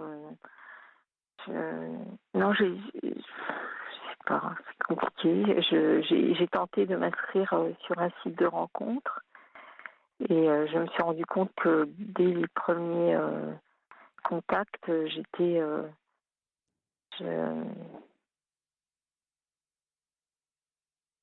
il suffit juste que, si vous voulez, je me sens tellement mal que comment expliquer, euh, si on souhaite me rencontrer, je fuis Mhm. et si je propose un rendez-vous et que la personne, je la sens réticente, je me Mhm. sens abandonnée et dans un cas comme dans Et du coup, l'autre. vous souffrez. Mais Oui, peut-être que oui, c'est un oui, peu je tôt. souffre, c'est vraiment. Peut-être que c'est un peu tôt le site de rencontre. Peut-être que c'est un peu le saut dans le grand bain alors que vous savez pas encore nager, si j'ose dire. Peut-être que là vous avez quand même. Je note. Moi, j'aime bien noter quand les gens me parlent de manière générale. Je fais beaucoup ça dans ma vie. Ça permet de poser les mots aussi par écrit. Et j'entends vous avez quand même prononcé abandonné, pas aimé, inutile. C'est l'estime de vous qu'il faut reconstruire, Claire, peut-être dans un premier temps, avant de s'ouvrir à Oui, l'autre. mais le fait d'être seule et de peu communiquer avec les gens, ça me donne encore. Bah, j'ai pas toujours été comme ça, hein. Dans le passé, j'ai eu beaucoup d'amis. Bon, il y a eu des événements, mais je veux dire, Donc dans le passé, vous n'étiez pas comme ça. Il y a eu quelque chose qui vous a un peu éloigné de qui vous étiez à cette époque-là. oui, je me suis retrouvée dans. Et c'est difficile d'en parler là, mais c'est vrai que j'ai, il y a quelque chose qui me, qui me, qui me bloque. Enfin, c'est très curieux. Si on me demande un renseignement, je suis même dans la rue, je suis contente et en même temps je me dis, enfin, j'ai l'impression que je ne sais plus communiquer avec les gens, Et vous voyez, ce qui est intéressant, c'est que vous dites je ne sais plus communiquer. Donc vous avez su. Donc moi, ce qui m'intéresse, c'est pour identifier pour vous, pour vous aider à avancer, de oui, regarder voilà, c'est ça. Moi, depuis quand est-ce que vous avez senti depuis qu'il y une avait dizaine quelque chose. d'années, Voilà. Vous dites une d'années. dizaine d'années, mais j'imagine que vous savez très bien dans votre tête à quoi vous attribuez cette petite pente un peu descendante Et ou c'est le fait certainement d'avoir été abandonnée comme ça par un homme que j'aimais, voilà, Mhm. peut-être aussi ça. C'est vrai Vous qu'après j'ai l'attribuez à plus, cela. oui, j'ai plus, C'était une longue relation? C'était quelqu'un avec lequel vous aviez fait un long bout de chemin? oui, 15 ans. Mhm. Mhm. Mais Et, ce que je veux dire, et que vous avez vécu comme un abandon à ce moment-là? oui, c'est, c'est très curieux. J'ai énormément de mal à m'exprimer parce que, en fait, je rêve souvent. J'ai envie de plein de choses. J'ai envie d'aller. Vous voyez, quand je regarde les terrasses de café, j'ai juste envie d'être assise à une terrasse de café, de discuter. J'ai envie d'aller au cinéma. Il y a beaucoup de choses que j'ai envie de faire. Et puis, Et je vous comprends, c'est plaisant, ce sont vraiment des plaisirs simples de la vie. je me dis, mais pourquoi ces plaisirs simples de la vie, je n'y ai pas droit et je comprends pas pourquoi je comprends pas pourquoi je suis seule, en fait. Vous vous coupez de cela. Est-ce que vous avez déjà envisagé peut-être de vous faire accompagner, de trouver un espace de parole, alors quel que soit cet espace-là, hein, on peut trouver un coach, on peut trouver un thérapeute, on peut trouver dans son entourage quelqu'un dont c'est le métier pour vraiment aller déposer et comprendre un peu ce qui s'est joué pour vous, parce que ce qui est perturbant, c'est que vous me parlez vraiment d'une ancienne vie, d'une vie d'avant, d'une autre Claire que vous ne revoyez plus, que vous ne recroisez plus dans votre vie. C'est René qui nous dit, il serait bon de vous rencontrer vous-même. René qui nous envoie ce message, qui nous dit, il serait bon de vous rencontrer vous-même. C'est comme si il y avait une part de vous qui était restée dans cette histoire. Oui, et c'est comme si, vous savez, je me dis si j'allais discuter avec quelqu'un, d'accord, mais ce n'est pas une amie pour moi. Moi, ce que j'aurais besoin, c'est de me sentir, et de me sentir. Je me sens pas exister. Enfin, vous voyez, par exemple, depuis une semaine, là, je suis très fatiguée parce que je me suis pas alimentée de la journée. Vous voyez, j'ai plus envie de manger. Je n'ai plus goût à rien. Vous voyez, Ce serait bien que vous mangiez un petit peu parce que ça va vous empêcher de dormir, Claire. J'ai un peu honte parce que je vous appelle un peu comme c'est très vous voyez, comme en plus je vous connais, je vous ai déjà entendu, donc je vous appelais, j'ai choisi de vous appeler vous, hein, c'est pas parce que ça fait quand même une semaine que je suis là comme ça, mais je me sens complètement, je vous dis, abandonnée, seule. J'ai pensé même appeler le médecin tout à l'heure. J'ai mal partout. C'est comme si j'appelle la radio comme si enfin, vous voyez, c'est très. Je me sens vide. Je me sens comme si j'avais plus rien à faire sur terre. Enfin, vous voyez, comme si ma vie était derrière moi, alors que j'ai certainement encore des années à vivre. Enfin, Qu'est-ce que vous avez déjà mis en place ? Quelles actions déjà vous avez tentées ? Donc vous m'avez parlé de ces sites de rencontres amoureuses, mais ça, je pense vraiment pas que ce soit une bonne chose. Mais vous me parlez surtout de cette vie d'avant. J'entends que avec cet homme, il y a une dizaine d'années, ça s'est terminé, mais on imagine que vous aviez un réseau social. Il y a des gens au travail aussi. J'avais beaucoup d'amis, c'est vrai. Oui. J'ai déménagé et j'ai perdu de vue beaucoup d'amis. Il y a quand même eu un événement dont il faut que je vous parle qui m'a fait très très mal. Il y a à peu près un mois. Il se trouve que j'ai un soir le nom d'une amie que j'ai eue il y a plus de 25 ans m'est revenu en mémoire. Et donc j'ai appelé les renseignements, comme je n'ai pas Internet, pour savoir si elle vivait toujours. Et figurez-vous, j'ai retrouvé son numéro. Et quand je l'ai entendu au téléphone, j'ai reconnu la voix. J'étais heureuse de l'entendre. Et elle aussi. Et puis elle me dit, écoute, c'est formidable, j'ai un souvenir de toi, d'une fille joyeuse. On a fait énormément de choses ensemble. On est allé beaucoup au cinéma, au théâtre. Et puis elle me dit, écoute, on va se voir demain. Et puis on devait se voir vers 14h et elle m'a téléphoné vers 9h et elle m'a dit, écoute, je me sens pas le courage de te revoir. Ça m'a tuée. Alors, ceci dit, son coup de fil était là un peu immédiat. On peut imaginer, on peut la comprendre aussi. Ça faisait tellement longtemps. Après, elle vous dit qu'elle n'a pas le courage de vous revoir à ce moment-là. Ça ne ferme pas la porte définitivement. Peut-être que se voir. Comme oui, comme un rejet. Oui, comme un rejet. Je comprends, mais elle vous dit non à ce moment-là. Peut-être que c'était un peu soudain. Peut-être qu'elle avait besoin d'abord de s'échanger des mails, de se passer un ou deux longs coups de fil, peut-être, pour que vous vous disiez où vous en êtes de vos vies, pour que vous vous remémoriez. Elle a dit, tu sais, tu es quelqu'un que j'aimais beaucoup, mais là, tu vois, pour l'instant, elle a utilisé le mot, il faut que je me préserve. Est-ce qu'elle a senti que j'allais pas... J'étais très émue de l'entendre et c'est vrai que Et elle a dû sentir que j'allais pas très très bien. Et Oui. elle s'est Alors, dit, et c'est en cela, Claire, que je vous parle d'un accompagnement sérieux, d'un engagement. La thérapie, c'est un engagement, parce qu'en fait, vous voyez, c'est exactement cela. Surtout une personne que vous revoyez, que vous n'avez pas vue depuis longtemps, ça abîme quand on va pas très bien et qu'on s'accroche comme ça un peu à des amis proches ou en tout cas qui reviennent.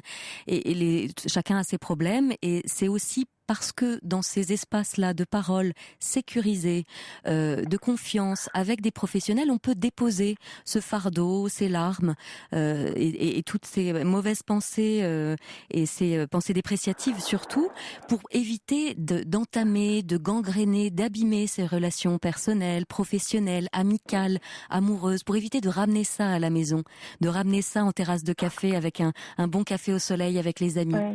Et juste de dire, en ce moment, moi j'avance de mon côté. Bon voilà, il y a des hauts, des bas, mais au moins je sais que j'ai trouvé un endroit, un espace pour aller détricoter ce que l'on m'a tricoté, pour aller un peu... J'avais une amie qui dit trier mes patates. C'est Béatrice qui dit ça, de trier mes patates. Et c'est vrai que c'est ça, c'est ce qu'on fait dans le bureau d'un psy, dans le cabinet d'un thérapeute. On arrive avec son barda et puis on trie tout ce qu'il y a. Il y a beaucoup d'auditeurs qui ont des messages pour vous, Claire, très gentils à votre égard. Il y a Sergio qui vous dit: Claire, appréciez les petits bonheurs du quotidien, boire un café au soleil, regarder le ciel, un soleil couchant. En plus, Sergio, c'est vraiment d'avoir un message de lui, ça me touche énormément. Il y a beaucoup. Il y a plusieurs fois où il vous a envoyé. Alors attendez, je les lis. La vie est faite de petits bonheurs ajoutés. Sachez les apprécier petit à petit. Je sais, mais je peux pas les apprécier toute seule. Excusez-moi, je suis vraiment honteuse en plus là du coup, parce que en fait, ça j'en rêve, mais je peux pas le faire toute seule. Oui. Vous voyez, c'est comme si j'arrivais plus à rien faire. Et regardez dans ce que vous dites. Regardez dans ce que vous dites, comme vous êtes complètement prête pour entamer un beau travail de thérapie et de travail sur vous-même. Vous dites: je ne peux pas le faire toute seule. Donc vous avez besoin de vous faire accompagner, sérieusement. Non, c'est vrai. Je pense qu'il m'en faudrait peu mais là j'ai l'impression que je suis en train de sombrer, et particulièrement ce soir, mais je vais... Oui. Enfin, excusez-moi, je suis un peu embêtée de vous dire ça, mais dans le fond, je suis contente de... Il y a Axel gentiment qui vous dit: j'ai vécu cela et comme moi, il faut s'apprivoiser et passer par l'amitié pour rencontrer. Je vous laisse mon numéro, Axel, donc qui est passé par là, qui vous laisse son numéro. On vous le donnera. C'est vraiment... la première fois que je me sens dans ma vie, parce que j'ai dû affronter beaucoup. C'est la première fois que je me sens comment dire, comme si je fragilisé. Comment fragilisé. Oui, c'est le mot. C'est ça. C'est mon métier de trouver les mots. Je n'aime pas me sentir fragilisée. Oui, mais regardez comment vous tenez au fond de vous à la vie, puisque vous appelez, puisque vous dites que vous n'y arriverez pas toute seule et que vous avez besoin, et vous le sentez au fond de vous, que vous avez besoin de vous faire accompagner. On va vous reprendre hors antenne et essayer de voir de quelle région vous êtes, comment est-ce qu'on peut vous donner peut-être des numéros. De Paris, vous allez trouver un bon thérapeute à côté de chez vous. Ce sera simple et facile et vous pourrez tisser une belle relation. C'est magnifique, vous savez, d'entrer en thérapie et de faire un long bout de chemin accompagné avec un thérapeute qui vous comprend, avec lequel vraiment s'établit une grande relation de confiance. Il ne faut pas en avoir peur, c'est plutôt une chance. Je sais qu'il faut que je le fasse parce que sinon je vais me retrouver. Je vais pas m'en sortir toute seule, je pense. Vous avez raison. Voilà. Et écoutez, il y a beaucoup. Il y a Cathy qui vous dit: si cette personne veut me parler par mail, je veux bien. Voilà. Il y a beaucoup de gens qui vous envoient beaucoup de courage. Souriez à la vie, elle vous sourira en retour. Beaucoup de messages avec beaucoup d'auditeurs qui vous donnent leurs coordonnées pour éventuellement échanger avec vous. Merci, on va vous reprendre hors antenne. Merci et puis beaucoup, Anne. voilà. Écoutez, vraiment, prenez soin de vous. Je vous trouve adorable. Je vous vois vraiment j'aime beaucoup votre voix, en fait. Écoutez, merci Claire, vraiment, mais prenez soin de vous, surtout. Oui, je vais faire. Vraiment. C'est important et ce soir, vous nous avez montré à quel point vous tenez à la vie. Voilà, vous avez vraiment devant vous un beau chemin d'accompagnement. Parce que justement, j'avais l'impression qu'elle était en train de me quitter. Là.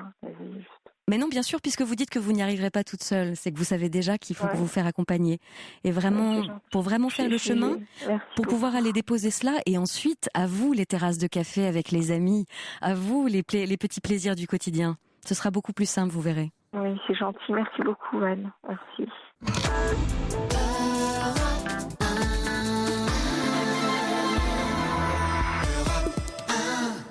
La Libre Antenne se poursuit jusqu'à 1h du matin et on accueille tout de suite Stéphanie. Bonsoir. Bonsoir. Bonsoir. Voilà, moi j'appelais parce que j'ai perdu mon ami ce matin. Mhm. Et là, ils m'ont appelé ce matin. Et en fait, je devais aller l'après-midi et voilà. Donc j'y suis allée ce matin et il est parti ce matin. Je suis contente parce qu'en fait, j'étais là quand il est parti. Il n'était pas tout seul. Voilà. Cela faisait longtemps que vous l'accompagniez ? Longtemps, c'est-à-dire qu'il était malade depuis longtemps. Mais je l'accompagne, vous voulez dire en mois ? Oui, la période. La période, ça fait peut-être... il a fait plusieurs passages sur 3-4 ans, je pense, en hôpital. Et il avait subi une grosse opération l'année dernière. Il pouvait plus manger. Et il a eu une laryngectomie. Et l'opération s'est super bien passée. Et là, il a dû rentrer à l'hôpital et voilà, il a eu un cancer généralisé. Voilà. Et ça faisait plus de 8 ans qu'il était malade, mais il se battait. Il se battait. Quand vous dites que c'était votre ami, c'est votre compagnon, vous entendez ou... Alors, si vous voulez, je l'aimais profondément. Bien sûr. Mais c'était pas mon compagnon. Mais c'était comme si ça l'était. Non, on a un domicile. Comment dire non, il y avait rien de physique entre nous. Mhm. Comme des âmes sœurs, un peu. Exactement. Mhm. Exactement. Et vous l'avez accompagné pendant toutes ces années ? J'étais là, oui. Enfin, j'ai essayé d'être là, oui. Mais j'étais contente si le mot est... Comment dire, si le mot est... J'étais vraiment contente d'être là quand il est parti. J'avais jamais vu de mort de ma vie, je voulais jamais voir de mort. Et c'est un truc que je pouvais pas. Mais là, c'était pas pareil, il était vivant. Et il est parti. Est-ce que vous aviez préparé ce moment-là avec lui ? Non, parce qu'il n'en parlait pas, mais moi, vous savez, j'étais prête dans ma tête parce que je le savais. Je ne peux pas vous dire pourquoi je le savais, mais je le savais. Je le savais parce que mes amis me disaient non, t'inquiète pas, il va s'en sortir, il combattit. Mais je savais qu'il ne reviendrait plus chez lui. Je ne peux pas vous dire pourquoi, mais je le savais, je le sentais. Est-ce que vous aviez un peu évoqué voilà, la fin avec lui ? Est-ce qu'il vous avait donné quelques directives, quelques indications sur ce qu'il souhaitait pour lui ? Ah oui, tout à fait. Tout à fait. Oui. Je savais que malheureusement, pour lui, il est athée. C'est pas pour ça que je dis malheureusement, mais il a fait don de son corps à la science. Mm-hmm. Et il reste plus rien, quoi. Voilà. Si, bien sûr, il reste des choses. Hein, j'ai des choses, j'ai des souvenirs, j'ai des choses qui lui appartiennent. Mais c'est difficile. Et cette nuit, en fait, c'est pour ça que j'ai appelé. Je sais pas comment. J'ai peur de dormir. Cette nuit, j'ai fait un rêve avec vraiment étrange et vraiment un cauchemar, on va dire.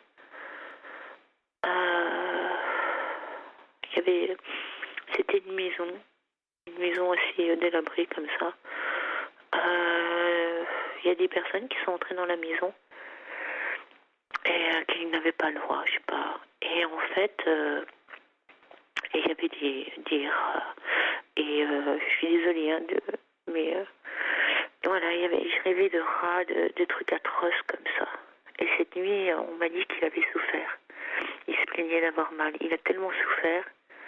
Et cette nuit, il a souffert.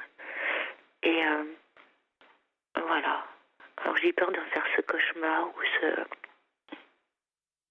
Vous avez peur de refaire ce cauchemar ou qu'il souffre encore alors que c'est fini ? Il ne souffrira plus. Oui, c'est fini. Est-ce que vous êtes entourée, Stéphanie ? Est-ce que parce que du coup c'était votre ami, mais il a de la famille peut-être ? Vous aviez des amis en commun ? Des amis en commun, oui, on a des amis en commun. Et en fait, oui, je suis entourée, j'ai mes amis qui m'ont soutenue. Là, je dis merci, j'ai de la famille. Bon, il était pas... Si, il a de la famille, mais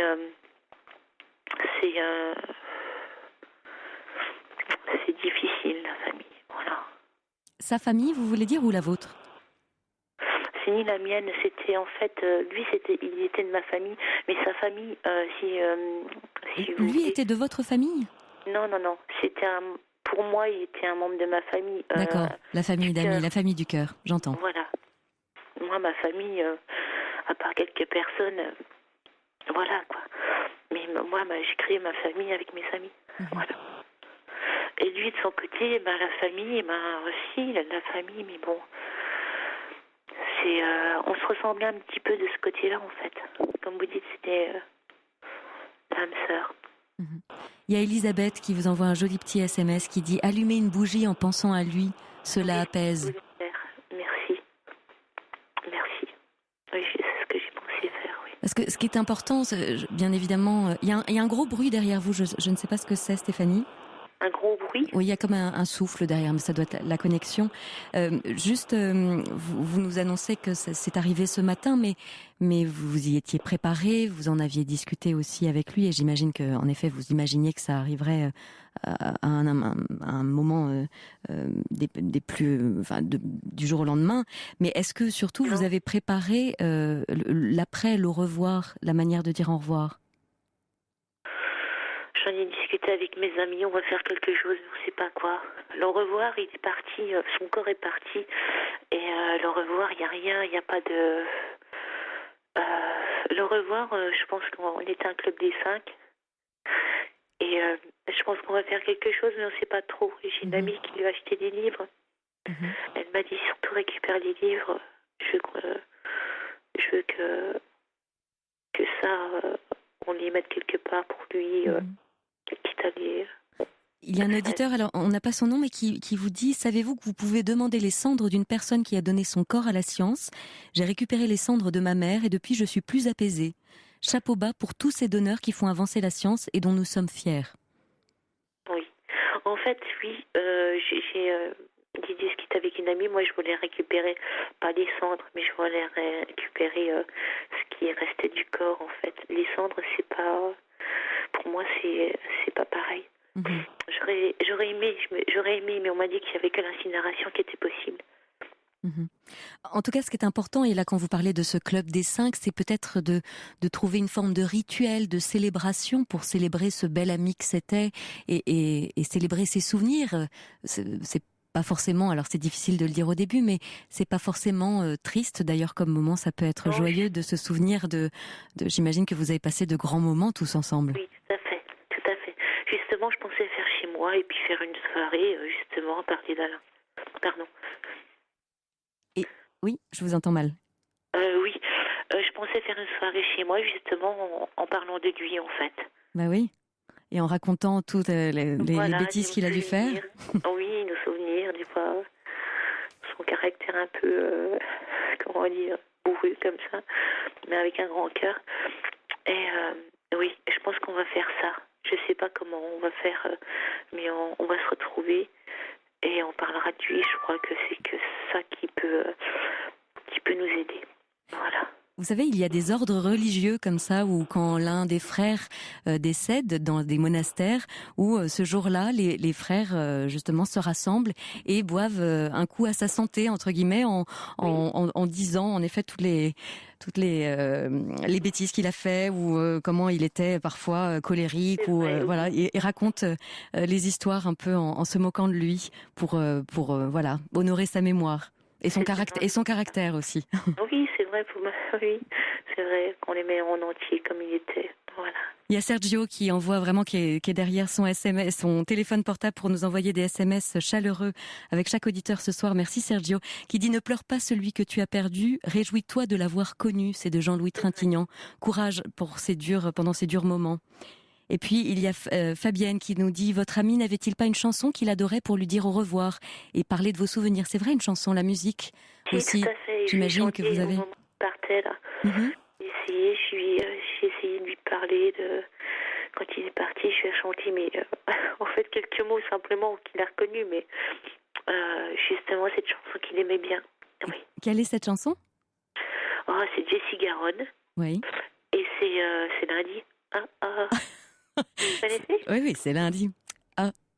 Nanana. Ah oui, cette chanson, mais qui est très joyeuse. Oui, tout à fait. Oui, qui est un peu rétro. Oui, tout à fait, il aimait bien.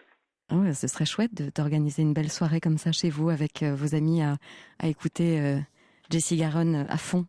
Oui, c'est vrai. En se remémorant les bons souvenirs. C'était pas notre truc, mais je sais que lui, oui, on pourrait l'écouter celle-ci. Oui, c'est vrai.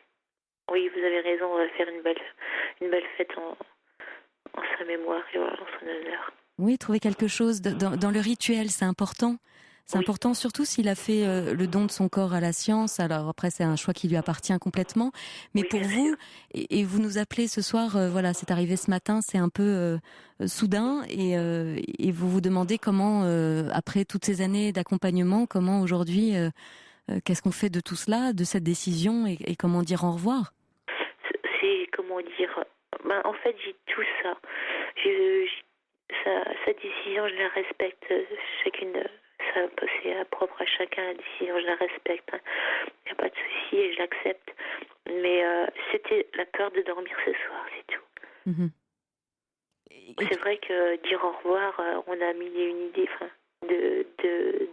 d'aborder comment le faire. C'est vrai que, en plus, c'est la fête aujourd'hui. Il y a plein de choses. Il est parti aujourd'hui. C'est le 14. C'est le chiffre de ma meilleure amie aussi. C'est la sainte Maxime de mon neveu. Mm-hmm.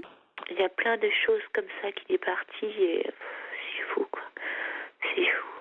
Et en fait, oui. De toute façon, on va se serrer les coudes et puis on va parler de lui un soir, comme on avait l'habitude de se rencontrer, de se réunir. Ce qui est bien, c'est que vous n'êtes pas toute seule et que vous avez vraiment ce bon groupe d'amis avec vous. Oui, je les remercie. Oui, franchement, je les remercie. Ils m'ont soutenu pendant cette journée. Je les remercie énormément. En tout cas, on pense bien à vous, Stéphanie, vraiment dans cette journée interminable.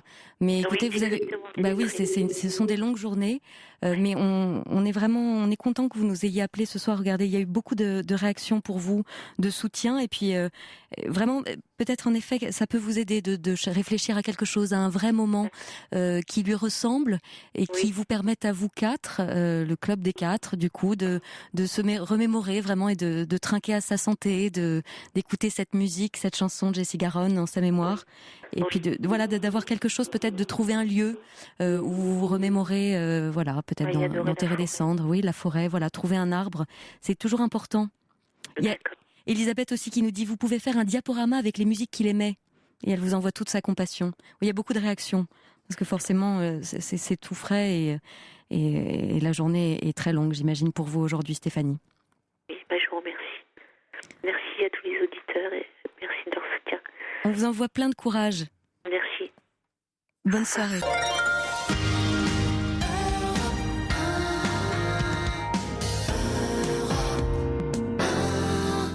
La Libre Antenne se poursuit pour un petit quart d'heure encore. Alors on a beaucoup de réactions, toujours pour Claire. On a Michel qui nous donne ses coordonnées en disant je vous laisse mon numéro pour que Claire puisse m'appeler. C'était Claire qu'on a eu tout à l'heure, un peu plus tôt dans l'émission, qui nous disait qu'elle avait vraiment des blocages, qu'elle se sentait un peu triste ce soir. Elle avait un gros vague à l'âme ce soir. Et on va prendre Sophie avec nous qui elle dit qu'elle a traversé la même chose il y a quelque temps. Bonsoir Sophie. Oui, bonsoir Anne. Alors déjà, toutes mes condoléances à la personne précédente pour le décès de son ami. Mm-hmm. Et moi j'ai vécu en fait cette période qui m'a paru interminable. Et j'ai rencontré des thérapeutes, des psychiatres, parce que je voulais qu'ils fassent le corps et l'âme. Et en fait, j'ai fini par trouver le bon interlocuteur, à savoir une psychologue, qui m'a ouvert son cœur, ses portes, tout. Et j'ai appelé Sophie Peters aussi. Oui. Et j'ai accepté d'être hospitalisée. Je l'ai demandé. À quand remonte que votre déclic, si j'ose dire? Oh ben mon déclic, il a été que j'étais au point de clair, à savoir que je ne voyais plus l'utilité d'être en vie et je me sentais parfaitement inutile. Les gens me fuyaient et pour cause, c'est que malheureusement quand on est dans cet état-là, on a peu de gens autour de nous parce que les gens, ça peut leur faire peur. Ça peut déranger aussi l'état dans lequel eux se trouvent et qui peuvent être bien.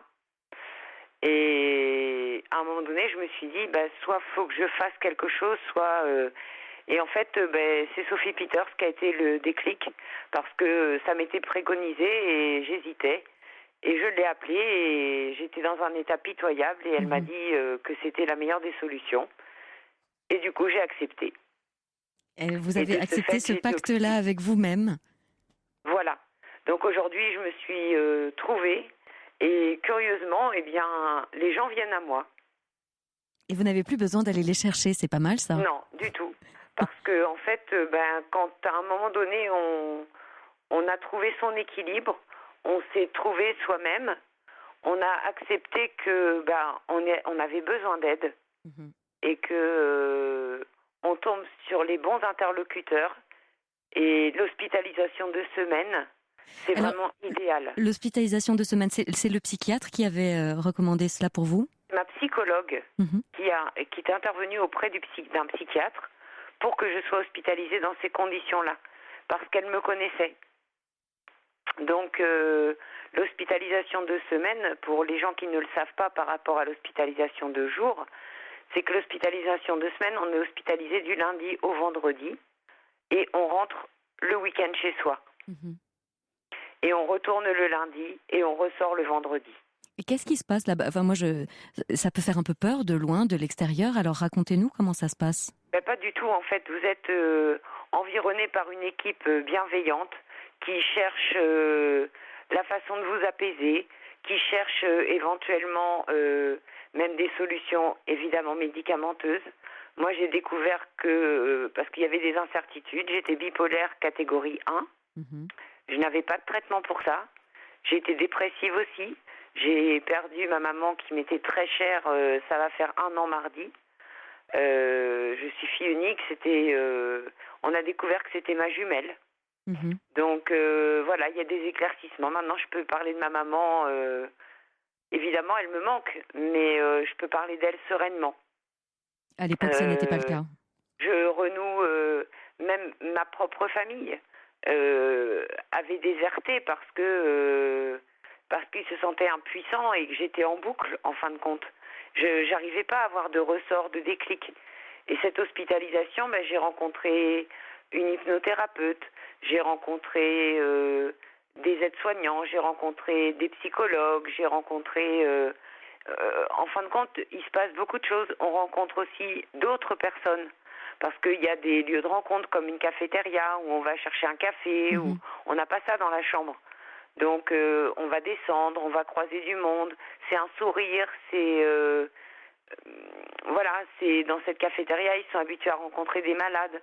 On échange un sourire, on échange un mot, et on se rend compte qu'il y a des situations bien pires que les nôtres. Et de ce fait, on échange avec des parfaits inconnus, ce qui est beaucoup plus facile en fin de compte. Ok, oui. Et comment avez pris la nouvelle, comment votre famille avait pris la nouvelle à l'époque? Eh bien, écoutez, curieusement, j'ai eu peur que ça leur fasse peur. Et c'est moi, en fait, qui me faisais mes films. C'est que eux, en fait, n'attendaient que cela. Ils avaient peur pour vous? Oui, tout à fait. C'est-à-dire que quand je leur ai annoncé mon hospitalisation, pour eux, ça a été un soulagement. Et moi, je craignais que ça leur porte préjudice, en fait, qu'ils s'inquiètent, voilà. Et au bout de 2 semaines... on m'a dit, voilà, soit vous passez en hospitalisation traditionnelle, soit vous rentrez chez vous. Donc j'ai eu un peu peur. Et en fait, je ne suis pas réceptive à l'hypnose. Mais malgré tout, l'hypnothérapeute a réussi à me faire passer des messages positifs. Et c'est subliminal, c'est quelque chose d'incroyable. Moi, je suis née le jour de la Saint-Thomas. Et je crois que ce que je vois, et je l'ai vécu. Donc, dire à Claire que ces périodes-là, oui, ça existe. ça existe, ça peut durer longtemps, ça paraît durer une éternité.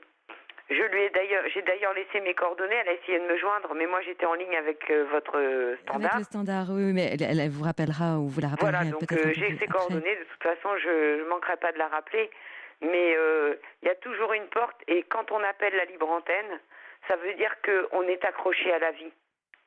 C'est exactement cela. Si on n'appelle pas, les gens qui n'appellent pas n'ont pas envie de s'en sortir. Donc elle a cette force en elle qu'elle ignore. Et le tout, c'est qu'elle, comme vous le disiez, c'est qu'elle prenne soin d'elle. Elle ne peut pas attirer des gens dans l'état où elle se trouve. Oui, il faut vraiment se reconstruire d'abord à l'intérieur. Exactement. Il faut retrouver une envie de soi. Et alors vous, quand vous dites que vous vous êtes trouvé vous-même, qui avez-vous trouvé ?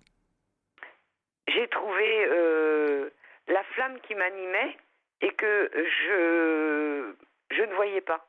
Que certaines personnes voyaient en moi et s'épuisaient à me montrer, mais je ne voulais pas la voir.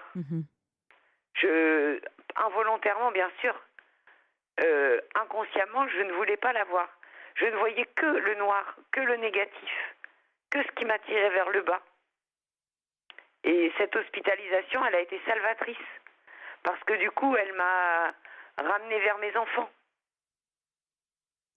Mes enfants qui n'avaient pas le lien fusionnel que j'avais avec ma maman.